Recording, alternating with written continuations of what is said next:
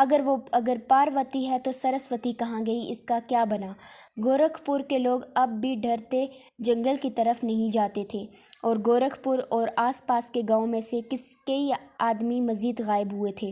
ان میں سے 2 آدمیوں کی لاشیں ملی تھیں اور لاشوں کی حالت سے لگتا تھا کہ ان کو کسی درندے نے مارا ہے، مگر کسی نے بھی آج تک اس جنگل میں درندہ نہیں دیکھا تھا۔ پھر جنگل کے آس پاس کے گاؤں والوں نے مل کر منصوبہ بنایا کہ ہر گاؤں سے 10-12 آدمی اکٹھے ہو کر جنگل میں اس درندے کا سراغ لگاتے ہیں جو انسان کو مار رہا ہے۔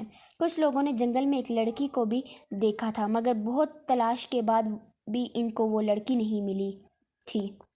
موہن کا ارادہ تھا کہ گاؤں والوں کو پاروتی اور اس کے ٹھکانے کا بتائے گا، مگر اپنی ماں سے اس پر ہوئے ظلم کی داستان سن کر اس نے ارادہ کینسل کر دیا تھا۔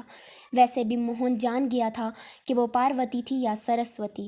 وہ ہر کسی کو نہیں مارتی، ورنہ وہ اسے کبھی زندہ نہ چھوڑتی۔ وہ یقیناً ایسے ہی لوگوں کو مارتی ہوگی جو اس پر بری نظر رکھتے ہوں گے، اور بات بھی یہی تھی۔ پھر ایک دن اعلیٰ الصبح آس پاس کے گاؤں کے 200-300 آدمی ہاتھوں میں برچیاں، کلہاڑیاں اور ڈنڈے لیے جنگل میں ایک طرف سے داخل ہو گئے۔ بہت لوگوں کے ہاتھوں میں لوہے کے ٹین بھی تھے جن کو وہ بجا کر اس درندے کو ڈرا کر آگے بھاگنے پر مجبور کرتے، اور جنگل کے چاروں طرف بیٹھے لوگ اس درندے کو مار دیتے۔ جنگل میں عجیب سما تھا۔ سینکڑوں لوگوں کو ہاں اور ٹینوں کی آوازوں سے پرندے اپنے اپنے گھونسلے چھوڑ کر اڑ گئے تھے اور دور آسمان پر چکر کاٹ رہے تھے۔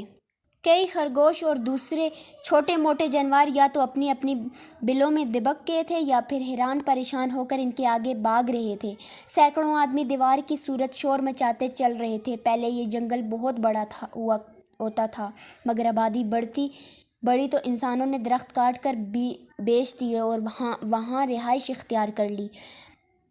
بنتے بنتے جنگلوں کی جگہ گاؤں بن گئے، اور جنگل سمٹ کر مختصر ہو گئے یا پھر بالکل ہی ختم ہو گئے۔ جنگل زیادہ بڑا نہیں تھا۔ شام سے کچھ پہلے انہوں نے سارا جنگل چھان مارا، مگر وہاں کسی درندے کا نام و نشان نہ ملا۔ ایک سرے سے چلنے والے دوسرے سرے پر کسی درندے کے انتظار میں بیٹھے لوگوں سے جا ملے تھے، مگر کوئی ایسا درندہ یا کسی درندے کے رہنے کے نشان بھی نہیں ملے تھے۔ تھک ہار کر سب اپنے اپنے گھروں کو چلے گئے، اور اگلے دن ہی اعلان ہو گیا کہ جنگل میں کوئی درندہ نہیں، لوگ آ جا سکتے ہیں۔ لوگ پھر جنگل میں آنے جانے لگے۔ کچھ دن سکون سے گزرے، کوئی آدمی غائب نہ ہوا۔ پھر ایک دن کسی گاؤں کا ایک آدمی غائب ہو گیا۔ حیرت کی بات یہ تھی کہ آج تک جتنے بھی لوگ غائب ہوئے تھے سب کے سب جوان ہی تھے، ان میں ایک بھی بوڑھا نہیں تھا۔ لوگوں کے ذہن میں پہلا خیال اس لڑکی کا آیا تھا جس کو کچھ لوگوں نے دیکھا تھا، کیونکہ اس جنگل میں کوئی آدم خور درندہ نہیں تھا، بلکہ سرے سے کوئی درندہ ہی نہیں تھا۔ درندہ ہوتا تو جنگل میں جانے والے ہر انسان کو بلا تفریق مارتا۔ لوگوں نے سمجھ لیا کہ کسی بدرو جنگل میں بسیرا کر لیا ہے، جو وہاں جانے والے جوان انسان کو مار کر کہ ان کا خون پی جاتی ہے۔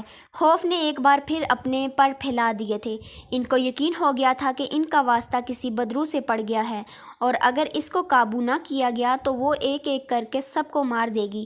آس پاس کے گاؤں والوں نے بہت سوچ بچار کی اس کو کیسے قابو کیا جا سکتا ہے، یا پھر کیسے اسے یہاں سے بھاگنے پر مجبور کیا جا سکتا ہے۔ لوگوں نے آپس میں مشورہ کیا، اور 2 دن بعد ایک یوگی کو گورکھپور میں بلا لیا گیا۔ اگلے اس یوگی نے جنگل میں جا کر اس بدرو یا چڑیل کو قابو کرنا تھا، یا پھر ہمیشہ کے لیے یہاں سے بھگا دینا تھا۔ یوگی نے کہا تھا کہ وہ لوگ اب چنتا نہ کریں، جو کوئی بھی ہے یوگی اس کو جلا کر بھسم کر دے گا۔ اگلے دن یوگی گاؤں کے کچھ آدمیوں کے ساتھ جنگل میں داخل ہو گیا۔ اس کا رخ پہاڑ کی طرف تھا۔ پہاڑ کے بارے میں اسے گاؤں کے لوگوں نے بتا دیا تھا کہ اس نے سوچا تھا کہ پہاڑ عمل کے لیے بہترین جگہ ہے، جہاں سے وہ جنگل میں چاروں طرف نظر بھی رکھ سکتا ہے۔ وہ لوگ پہاڑ پر پہنچ گئے تھے۔ یوگی نے پہاڑ پر ایک جگہ منتخب کی اور اپنی لاٹھی سے بڑا سا حصار کھینچ کر لوگوں سمیت اس کے اندر بیٹھ گیا۔ اس نے ساتھ آئے لوگوں سے کہا کہ وہ خاموشی سے سب دیکھیں، ڈرنا اور بھاگنا مت، ورنہ نقصان کر بیٹھو گے، بس خاموشی سے بیٹھ کر سب دیکھنا۔ گاؤں کے لوگ بیچارے سہم گئے تھے۔ ان کو لگ رہا تھا جیسے کوئی بڑی مصیبت آنے والی ہے۔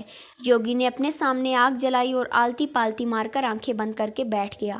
ساتھ آئے لوگ سہم کر چاروں طرف دیکھ رہے تھے، جیسے ابھی کوئی بدرو یا چڑیل آئے گی اور ان سب کو کھا جائے گی۔ یوگی آنکھیں بند کیے سب کچھ پڑھ رہا تھا اور ساتھ آئے لوگ خوفزدہ سی نظروں سے ادھر ادھر دیکھے جا رہے تھے۔ بہت دیر تک کچھ نہ ہوا، پھر اچانک سیاہ دھوئیں کا ایک بادل سا ان پر چھا گیا اور جوگی سمیت ان سب کو اپنی لپیٹ میں لے لیا۔ دھوئیں میں وہ گویا قید ہو گئے تھے۔